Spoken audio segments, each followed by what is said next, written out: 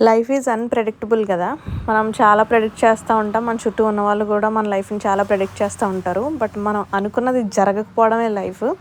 Last year ఈ టైంకి నేను దుబాయ్‌లోనే ఉన్నాను. సో, నా క్రిస్మస్, న్యూ ఇయర్ సెలబ్రేషన్స్ అన్నీ కూడా అక్కడే జరిగాయి.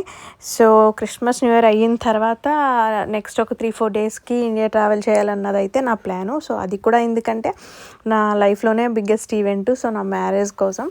సో, మ్యారేజ్ అనేసరికి చాలా ప్లాన్స్ ఉంటాయి కదా! షాపింగ్ చేయాలి, ప్రీ వెడ్డింగ్ షూట్స్ అని, పోస్ట్ వెడ్డింగ్ షూట్స్ అని, ఈవెంట్స్ అవి ఇవి చాలా ఉంటాయి. అందరు అమ్మాయిల్లా నాకు కూడా చాలా డ్రీమ్స్ మ్యారేజ్ కోసం. అయితే అలానే క్రిస్మస్, న్యూ ఇయర్ అక్కడ సెలబ్రేట్ చేసుకున్న తర్వాత నేను రావడం జరిగింది. అండ్ నా మ్యారేజ్ కూడా అయిపోయింది.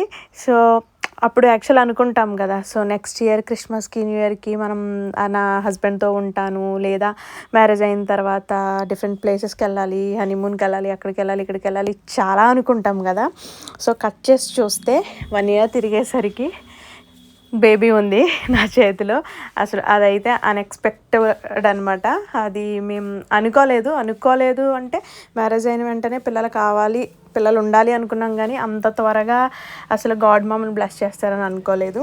అండ్ ఈవెన్ ఈ టీ షర్ట్ కూడా నేను మా husband pre or post wedding షూట్‌కి యూజ్ చేద్దామని చెప్పి ఇద్దరం వెళ్ళి షాపింగ్ చేసిన టీ షర్ట్. సో, అదే టీ షర్ట్‌తో ఈరోజు మా బేబీకి న్యూ బార్న్ షూట్ తీయడానికి వెళ్తున్నాను. So, I'm like so excited అనమాట. So, stay tuned for